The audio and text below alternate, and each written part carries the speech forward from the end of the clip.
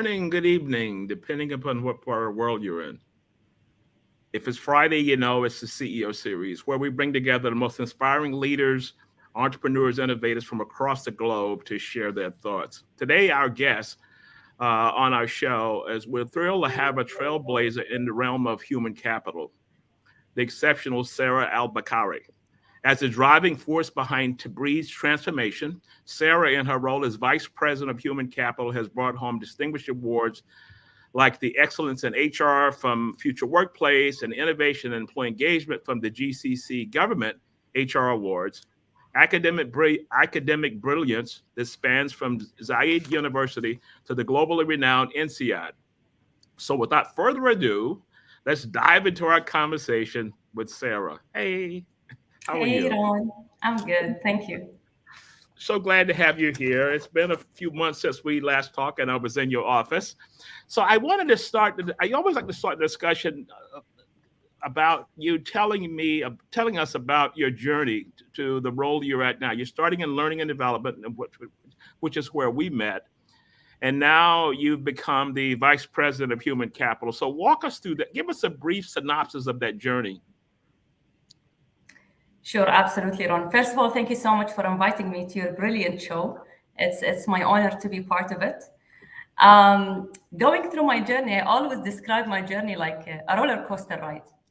It's full of consistent, I would say, butterflies in the stomach, a blend of excitement, uncertainty, and mostly importantly, definitely having fun. I would maybe pause here and go a step back before even I start my career journey. If you recall, during our discussion at my office, I studied a blended, I would say, degree of IT and strategic comms degree, a bachelor degree. I don't want to say that it was a mistake, but yes, indeed, it was a mistake. I'm not an IT gadget person. Yeah, sure. But at the same time, this has really made me more aware and conscious to your choices in life and what exactly do you want, especially when it comes to your career journey. Mhm. So at that time, when I graduated in 2003, I started a part-time job at my uni. And then my first, I would say, career was in an oil and gas in 2004. I spent there less than a year. And after getting married, I decided to quit and look after my children at home. I spent at home 8 years. And Okay. honestly speaking, during these 8 years, I can't, I won't deny how active I was and what I did during those 8 years. Besides raising my two children, beautiful Yes. children, I decided to continue my master's degree, and I graduated with honor. I opened and tried to open my own business, which unfortunately was a failure. However, I learned a lot throughout that journey. And then I started, yes, my first career, I would say official career journey as learning and development officer in 2013. I discovered, honestly speaking, throughout the journey that nothing is too late. And yes, I can Mm. do what I want to do. So I remember at that time when I started my first step into the career world and the corporate world is I heard a lot that, oh, you're going back to the career after 8 years being at home, and we are already reached a mid-level managerial level, and you're starting from scratch. I was like, yeah, let me try. And the first week, I discovered that I was pregnant with my third child, which was unplanned. Uh, and I started to doubt myself again. My self-sabotage started to come in. Should I quit? Should I continue? What should I do? Um, I decided to continue. I decided to discover that journey. And alhamdulillah, thank God, I was lucky enough Mm. to exceed expectations and to continue in that journey from learning and development officer for a year, Yeah. then to acting learning and development assistant manager for 2 years, Yeah. then learning and emeritation manager to the senior manager and to acting vice president, and today to human capital vice president individual. I smile because of that because we met 6 years ago, when you were in the capacity of learning and development, because I did a project for TABREED back at that time. But you know, one of the cool things that you mentioned was this. You talked about the roller coaster, the career transitions, and we all go through those kinds of things. And you were able to handle it. You know, you talked about having self doubt. How did you overcome that and say, I'm just going to stay focused on what I'm going to do, and I'm going to continue on? Um, Honestly speaking, it's not an easy journey, right? Until today, we sometimes do still have that self sabotage and self doubt, and questioning your own capabilities. Um, but I would always honor one main contribution, which was the coaching journey. So I started this whole coaching journey in 2017, which for me was a transformational journey. To be honest, it was the door that opened my eyes to the self-awareness, to know Mm, myself better, to know mm, how competent I am, to know what can I do and what can I achieve, and what sort of challenges that I was able to overcome, and I still can overcome more. Um, I can't say it's just it. It's just the coaching. I think it's a combination of so many yeah, things yeah. that Layers. really helped me. Exactly, that really helped me to continue Yeah, and stay focused. yeah, yeah. You know, I'm gonna give the audience a little background. Sarah is my go-to person as I work in the Middle East, and I run into young ladies who are struggling with the same kind of things that you're dealing with, that you've dealt with. And I can always give Sarah a call, and she's always there for me to take them under her wings and do her magic, all of that. So I thank you for that. I gave you kind of accolades before we started, but I just wanted the audience to know how far we go back, you know, in doing that. So self-doubt, and I think everyone goes through that from time to time. You're a global speaker. You spoke at the energy conference a couple of months back. That's quite a jump from starting out and training, and all of a sudden you're on a global stage and you've got, I think we had maybe 300, 400 people there, whatever it is. Yeah. Yes, yes. Yeah, it wasn't an easy. First of all, Ron, I always remember a slogan that I heard from a colleague of mine is each one teach one. And the least you could do, no matter where you're from, no matter what language do you speak, no matter what gender you are, at the end of the day, um, I feel it's our duty as human beings is always to Yeah. help others and be there for each other. Thank you. And thanks to you because you were always there as well for us. Yes. It was kind of a mutual admiration society. So I appreciate that. So how do you take all of those learnings and being vice president human capital, culture, and all those things? How do you connect all of that? Do you I know there's a lot of learnings from where you came from and what you went through. Do you kind of mix that into your approach to human capital, because you won all these awards, so you're doing something right?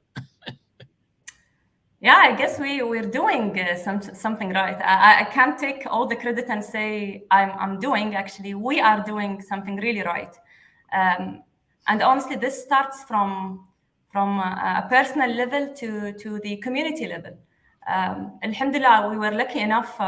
If I'll start from the community level and from the countrywide level, is to have all the support from the countrywide to support us as leaders and as women specifically. Hmm. If you recall, just few days back, we celebrated the Emiratis Women Day. Yes. And you were selected as one of the most powerful. Yes, thank you. And Yes. it was such an honor. And honestly, it means a lot to me. I was surprised to see my name on that list. I can't deny that. I keep saying it, though the people surrounding me are like, oh, we were not surprised at all. when, um, when I opened up my social media that morning and I saw that award, and I said, yes. I was not surprised, because I figured if they were going to honor Emirati women in the UAE, as long as I've been here, you would have to be on. So I wasn't surprised. And I sent you a note based on that. Alhamdulillah. Thank you so much, Roman. Honestly, I think it's an opportunity to. This is just a testimonial of all the empowerment that we do receive as women in the UAE from starting from the leadership team.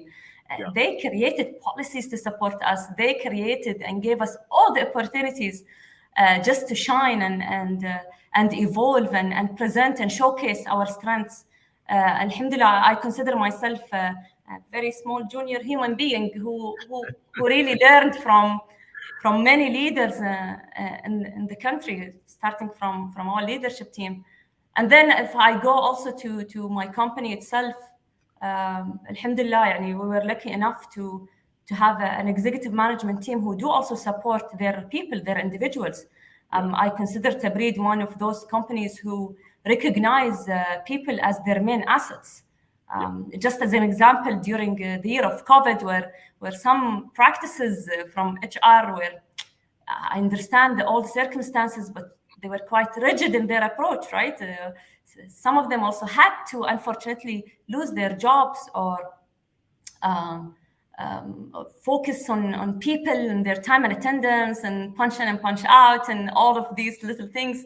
While in Tabreed, actually, we were growing. We were looking after people. We were visiting our main assets and checking on them, looking at different benefits, hardship allowances, giving more, promoting people, looking into opportunities to grow despite that it is COVID and we were all working virtually. I don't want to go through COVID phase, but it was quite yeah, yeah, a testimonial for Tabreed to succeed yeah. during that year. Well, Yeah. the COVID, and one of the things you talked about, with the breed is they were living what they were trying to talk about with culture, and during that period, they did the right things and they listened to their people and all those kinds of things. Because when I look at the awards that Tabreed has won, innovation and employee engagement and the private sector awards, and there was another award that you excellence in HR, you win those awards because you have a panel of judges, and sometimes there's people like me sitting on the panel, and I read through everything. So it's not like they're just giving out awards because you have lived, eat, breathe, and sleep that, and you create that culture inside of the organization. So kudos Absolutely. to the top management if they're listening, because you did the right things. Absolutely, absolutely. And personally, honestly, receiving awards, if I would list them for the past couple of years being in Tabreed, we received, I believe, just for HC, it's like 6 awards. And Yeah, for and yeah, for me, receiving awards is honestly a recognition and proof of our credibility as a company. It's building a trust yeah. with all customers, whether internally or externally. Mm. It attracts talent. It shows our competitiveness advantage as well. It showcases our commitment as well to excellence, and this is something honestly kudos to every single individual in the organization, not only myself. Yeah. It says a lot from your impact that you're having, because I look at all the comments that are coming from, and I'm going to assume they're probably from Tabreed, Anud, Geetika. Jim Moy is Washington, D.C., a big attorney in D.C. He listens in every morning, every Friday morning. Noor Al Hashmi, Marianne Mohammed, Marianne Sultan, and it just goes on and on for people that's coming in. And this, I can't even scroll down. There's Nita, there's Prachi, and my friend John Self out of Texas, who listens in every morning. So it says a lot about the impact that you're having. How was the transition in moving into senior leadership? Because you started in training and development, and as each move, you kind of walked up the corporate ladder. Yeah. And now I don't want to say, I'm not saying this in a nice way, but you're kind of at the top of the pyramid and you have the human capital function. How was that transition? What are some challenges you face? How did you come over that and continue on that roller coaster to the top? I have to admit it wasn't an easy, right? Yeah. I don't want to sound like the superhero who overcome all the challenges, but it wasn't easy. So what happened, especially to that transition, happened by coincidence, during the first week of working from home during COVID, which I remember very well, March 2020, where I was appointed to lead the whole department after the departure of my predecessor. And at that time, Rona, if you remember, we discussed this in my office, and I told you, I didn't know everything in human capital. Yeah. As simple as this. I know my bread and butter. I know my strength was always talent management, learning and development. But there are some areas in human capital that were quite new to me. I knew them by theories. I know that I worked really hard to be certified from CHRO as well, after a couple of failures, which I admit. And at the same time, I didn't know what to do. I remember one of my discussions with my coach, I told her, it feels like I'm in the middle of an ocean. And I can see the island far away. I don't know how to swim, and the ocean is full of sharks. So, hold it for a second. That's a hell of a metaphor. I'm in the middle of the ocean. The sharks are coming. I can see the shore, and I got to navigate that. Yeah. That was my feeling at that time when I had to lead the department. The first thing I did is, I remember when my boss at that time called me, he's like, Sarah, you're taking this role. I was like, no. and I always receive this feedback. They're like, Sarah, you are one of the few Emiratis who always reject promotions. And the reason is that I know myself and I take my job very seriously. And I know promotion means responsibilities. And for me, it's accountability. And for me, I have to achieve. It's not an option. I have to do it. Yeah. So when I took that role, and I remember it was me who was appointed at that time, I was like, okay, I'm taking it. I called for a meeting. And the first thing I told my team, I was like, I'll be myself. I don't know. I don't know everything. There are things that we need to figure it out together. There are areas that I rely on you and your expertise. And until today, I'm saying this. I rely on you being the SME, the subject matter expert.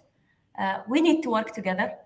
As much as I need you, you would need me, hand in hand, to just overcome whatever challenge we might have.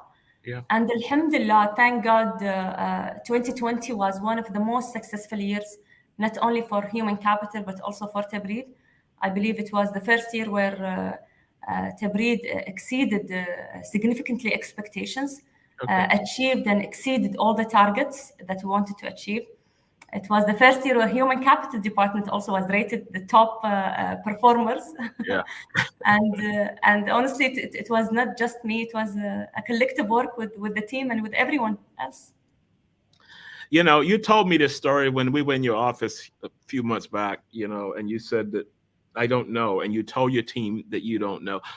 What suggestions would you give the leaders, someone that's coming into a new role, and you have all this angst of coming in there and you want to be seen as a smart person, but you're saying, I don't know, and we can work together. What kind of advice, coaching advice, would you give that new leader that comes in with that mindset? Okay, so if I'm a vice president, I have to know everything, which is the worst thing you could ever do.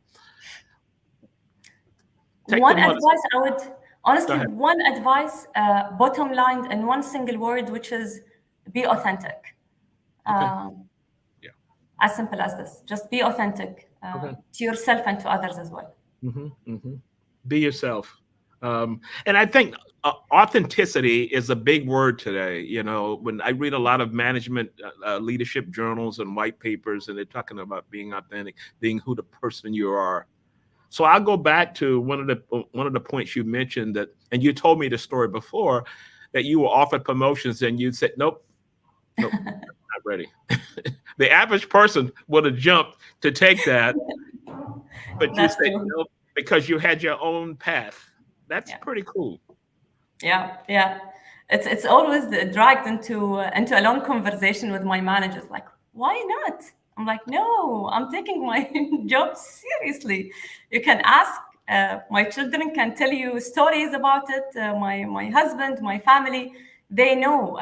I know myself. Career is one of my top values, and when I say career, it doesn't mean just to progress in that career, more than just to excel in what I'm doing and really know the know-how. And I'm somebody who believes to have hands-on people, and as much as you macro, as much as sometimes you need to micro, and to balance between both, not just being there as a title or as a leader or just as a name. You need literally to be there with your people.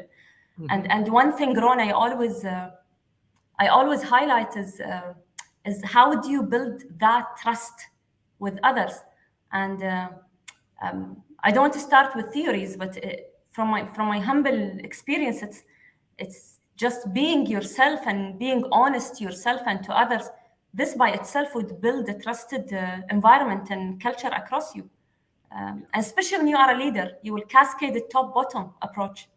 It has a huge impact on others as well. Yeah.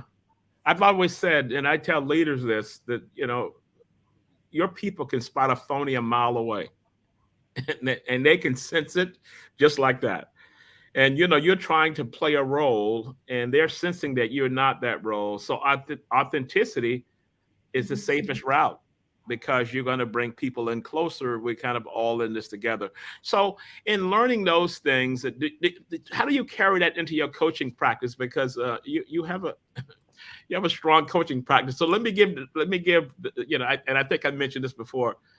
Every time I speak to someone, when I'm doing sessions across the Middle East, and someone is struggling, you're always the go-to person. And I apologized to her earlier, to the audience, to say, I forgive me for that, but you're the only person I know can help. It's always my pleasure, and I told you this, Ron, earlier. It's always my pleasure. Yeah. I'm always here to extend my humble experience and support as much as I can to anybody, anyone, wherever they are. Going back to your question about the coaching, honestly speaking, even when I started the whole coaching journey, it was not very common at that time in the region. I do know and acknowledge that there are so many people who are expertise in the whole coaching, but there are some, I'm speaking on behalf of my people, who are some of them were new to this whole coaching platform. What I admire about coaching is self-awareness, is more into, I started honestly with the intention of just knowing myself. I had no intention of taking that or plans to implement that in my life or with others or even coach clients. It was basically just a journey just to discover myself, just to know who am I and my values and my goals and my strengths and areas to improve and all of that. So this was the first thing when I started the journey. I did not expect how powerful it was. And not only, to be honest, to myself, but also to the people surrounding me everywhere, whether at my company and at the organization, with my friends, with my family. There are some key skill sets I wasn't aware of, and with the time I started to embody them. People started to realize how powerful is coaching. They started to be curious, actually, to come and ask me, what did you do? What happened to you? You're someone else. So how do you balance that? I mean, being one of the top coaches in the UAE and being a female at that, how do you balance that with the work schedule, coaching and clients and people like me always sending people to you? How do you balance it? One thing, Ron, I have to always mention and remind myself and remind others is we can do it all. It's a statement I always repeat it to myself, that I can do it all, yes. And no one can persuade me otherwise unless I attempt to and learn from both successes and failures, right? It's to me, failure is also a form of winning, to be honest. Mm. I must acknowledge the support that I do receive from the surroundings, but at the same time, there are some skill sets that you need to have in order to do it all. Okay. One, I would always say, how do you manage your time? How do you manage your calendar? So Yeah. I'm somebody, by the way, who always work with my calendar. My friends, they know. If they want to book something with me, they have to tell me a week in advance. Okay. I Okay. do receive a lot of sarcastic jokes. I do receive a Yeah. lot of comments, and I need but 7 days. I need 7 days. and trust me, Ron, this question I receive it from everybody. Even during my master's degree, the recent one, I did it in Singapore. And the reason I chose Singapore is it was my first abroad program. I really wanted diversity is one of my top values. So I really wanted to socialize and network with people from the globe, just to learn from others and network with them. So Yeah. they used to tell me, Sarah, you have 3 children. You're an Emirati, you're a woman, you're a Muslim, you're traveling like 9 hours to Singapore to study not your first master's, but actually your second master's. You're a certified coach and you're holding a leadership role. So how do you do it all? And honestly, I always say it happens. I think it's what helps is supporting system I do have. I would say this million times, from my loving husband to my family to my management to everybody in my life. Yeah. I would say The my foundation. father. Yeah. My father, he passed away in less than a year, and he taught me to always be a fighter, and he always taught me to continue learning, no matter what, no matter how old you are. Just keep learning and keep learning and keep learning, and this is what I'm doing. Yeah. And finally is achieving, and I know achievement is something very dear to me. So it's not just to tick the box, but Mm. I feel the urge to earn these sort of achievements. So I do work hard. I know myself, and I give my best to achieve that. Well, I'm sure he is extreme. He was proud before, but I'm sure he's extremely proud. You told me a story when I was in your office a couple of months back of how when you came out back, was getting back into the workforce, and you want your kids to go to a different school, to exposure and all those things, which I thought was powerful, and how you started running these sessions inside of the school. Can you walk us through that if you don't mind? Yeah, absolutely. Do you mean the UA culture awareness sessions? Yes, yes. Yeah, absolutely. Um, so if you recall the beginning of the interview, I said I was at home for 8 years after I quit my job in the oil and gas. And during these 8 years, I always told my husband, there's something missing in my life. I Mm. feel there's something is missing, which I'm not aware of. I wasn't sure. So I decided to move my children to international schools. And the reason is diversity. I wanted them to socialize with different people, different mindsets, and all of that. So I remember in 2010, 11, the first year we moved to this. I moved my kids to this school. They sent us an invitation to all the parents as just from the parents team in the school. I attended 10 minutes late, and as always, Arabs and sometimes we're quite 5 to 10 minutes Yeah, late, which is okay. It's accepted in that's our cool. culture. Yeah. So, so when I attended that meeting, the people sitting in that room were roughly around 15 people. They stared at me, and they're quite surprised to see me. I was like, did I join the wrong meeting? Am I in the wrong place? But I decided to stay. I Mhm. decided to spend the full 1 hour just to see and learn from them. And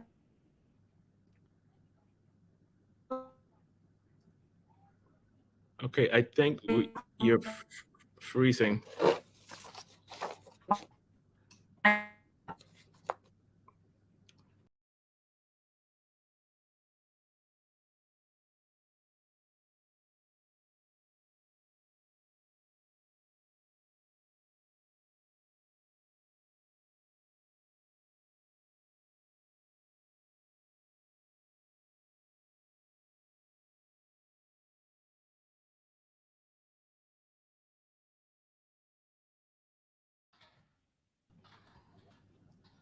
Okay, we're good.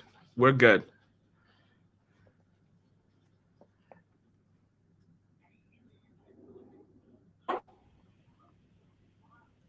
Sarah, we're good now. We're good. Yeah, you can hear me? Okay. Yeah, we can hear you. Technical difficulties. Cool. No worries. So you sat there and decided to stay. So I decided to stay, and then I asked the parents team, and they confirmed to me that I was the first Emirati who attends the parents team meeting, and they didn't know how to interact with me, and they weren't sure what to say and what not to say, and all of that. So at that moment, I was like, it seems you guys have so many questions about us as Emiratis. And they were like, well, yes. I was like, okay, I'm offering my free services just to provide the UAE culture awareness to any parents, whoever would like Wow. to come and ask. So they organized the meeting, and I remember this very well. It was in the cafeteria, and I was surprised. I didn't prepare any presentation at that time, and I came just with my own humble knowledge. And more than, I believe, 90, hundreds of parents with expats, with teachers, with their friends attended, and it was a full audience in that room. I was there. The meeting was supposed to be for 30 minutes, and it took roughly around 2 hours, if I'm not mistaken. Wow. And that dragged to a yearly UAE culture awareness to the expats in the school, to the extent that some of the media, and I started to create my own presentation, and I did my own research about my country and the common question that I used to receive. And then some of the media heard about me, and they featured me in Gulf News and The National. Some of the firms as well invited me just to give them. And honestly, I was do it just to pay back my country, just to do something for the people living in this land. I always say this.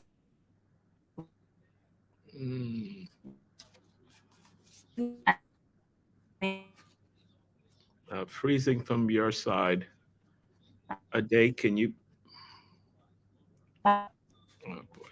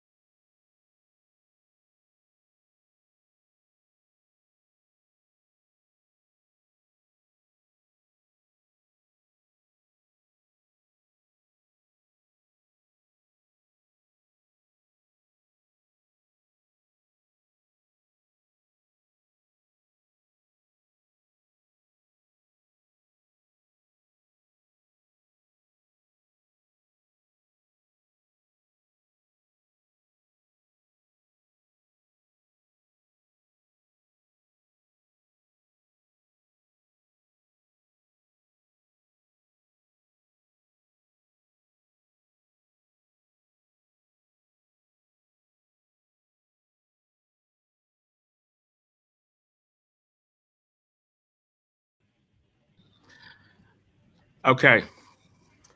Technical difficulties. Here's the story you told about that. Here's what's interesting, because a lot of people, first of all, you made a decision to pull out of the comfort zone for your kids, to expose your kids to a different environment. And then you saw a need and you fulfill that, because a lot of people would have saw that and they would have said, well, I'm not going to the next meeting, but I'll still send my kids. So when I look at those kind of approaches, there's something inside that says, how can I help? How can I bring a level of awareness? Is that what kind of piqued that interest? Because I know a lot of people would have said, everything's cool, I'm fine, I'm going to leave, and that's going to be the end of it. Yes, that's absolutely it, Ron. It's something I believe in me since I was young, is always to offer people help as much as I can within the bandwidth that I can. When I was at that school, I saw, yes, there is a huge need uh, to get to know us. It felt for a bit that I look like an alien to them. You know what I mean? To the extent I received some questions, and for me, there is no silly question, but I received some questions like, "What do you guys wear under abaya? What do you guys? Why do you cover your head? What do you do at home? Do you sleep with the headscarf?" So I received so many questions, and there is nothing wrong with these questions. Yeah. But I felt there was a huge need to raise their awareness about us.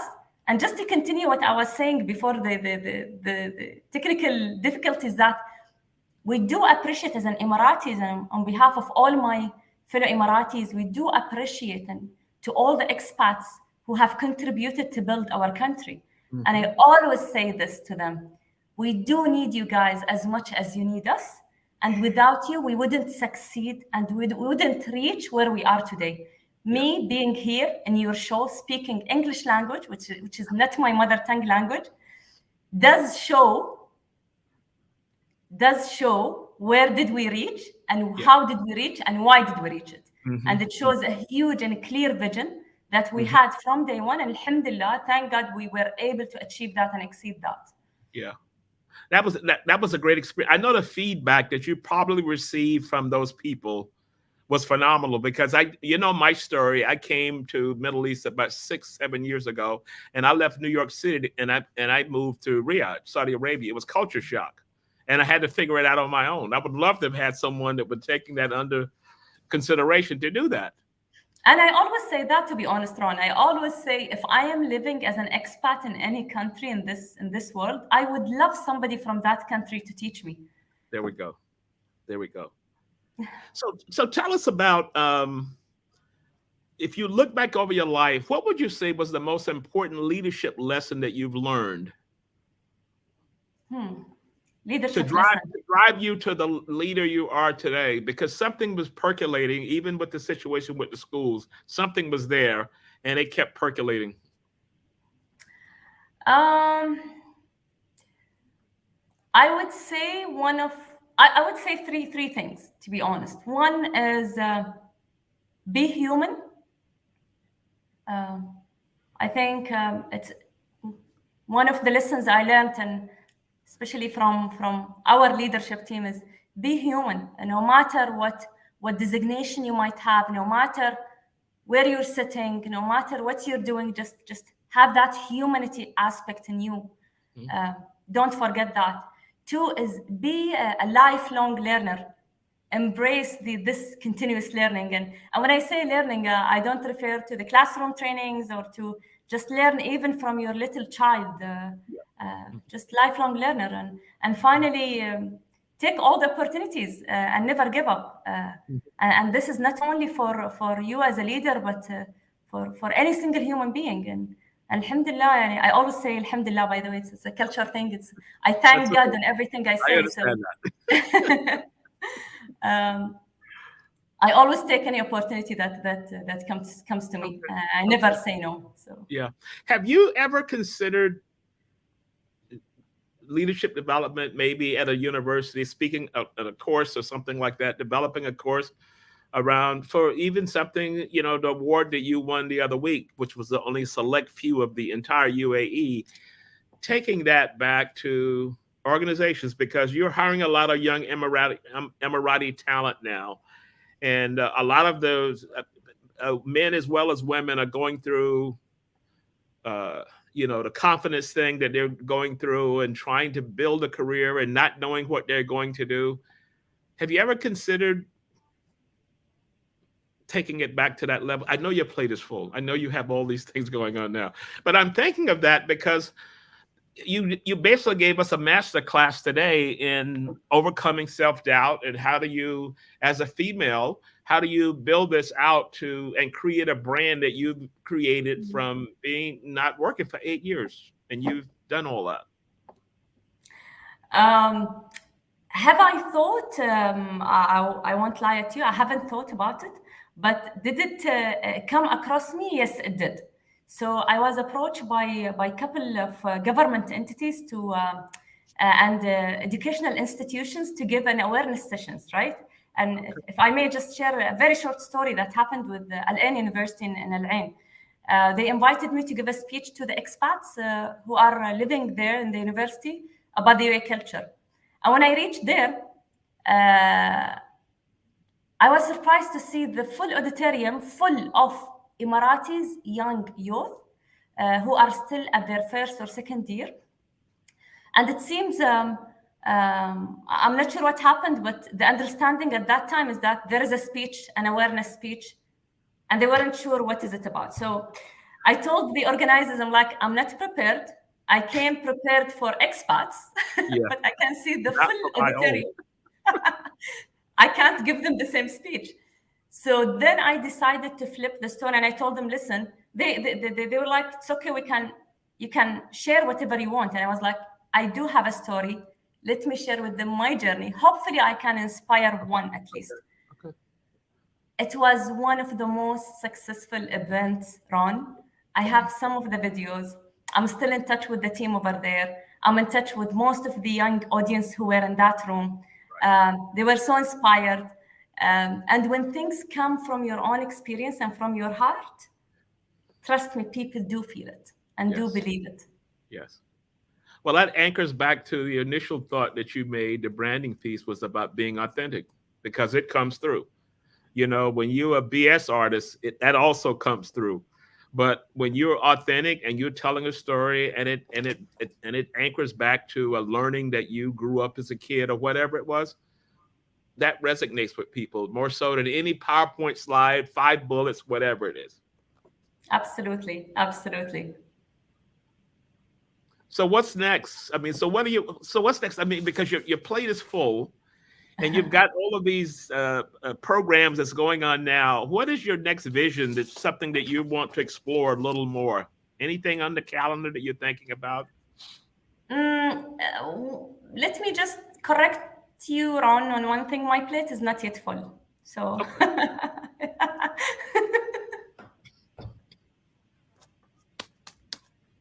Cool. I like that. So when I submitted my thesis 2 weeks ago, or actually, yeah, on 9th of September, most of the people surrounding me, they're like, that's it. Stop studying. It's time for you to give and to focus and to concentrate. I was like, okay, I'll do that for a period of time, but then I have so many things to do list. I have a long list to do. So it's not it. My plate is not yet full. So many things I'm eager to learn. I'm eager to give as much as to take, to learn as much as to explore. I have this curiosity mindset. I'm always curious. I have hundreds and thousands of questions to ask. Mm-hmm.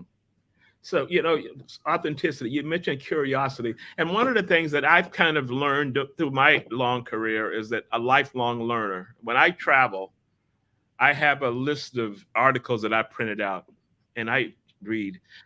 Am I doing it for work? No, I just want to learn new things. If someone has a new theory on, I just want to learn and expose myself to more. I'll turn on YouTube and look at a video, and Yeah. is it for work? Not really, but I just want to learn more about it. That curiosity.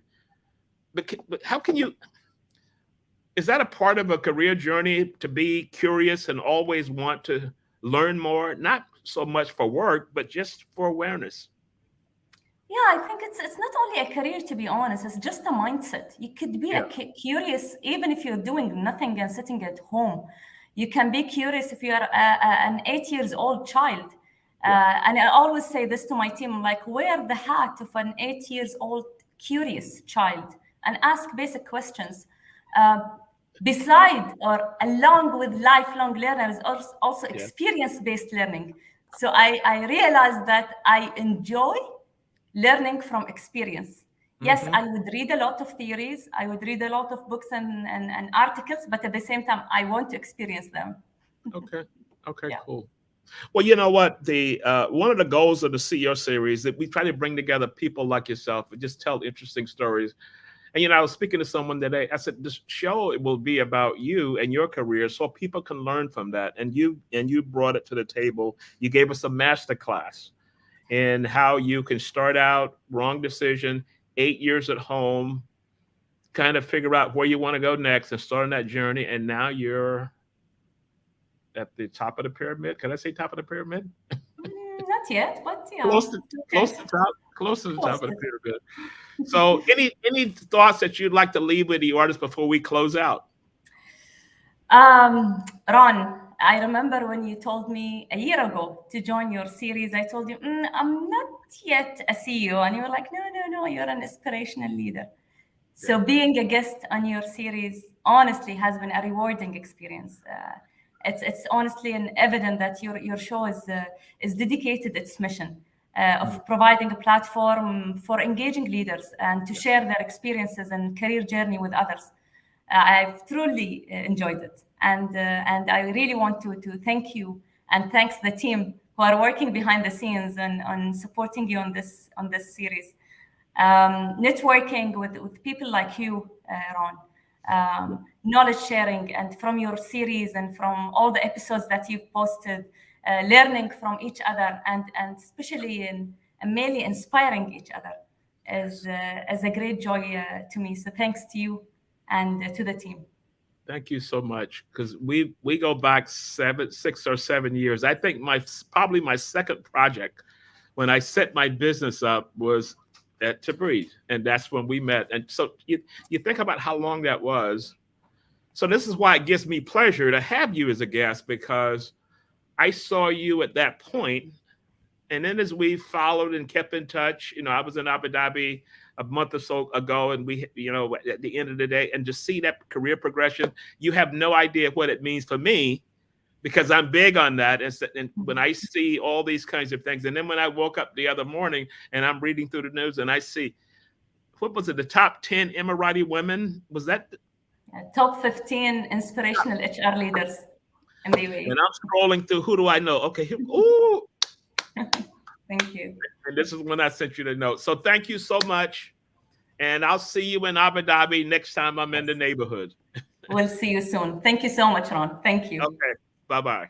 Bye bye. Bye.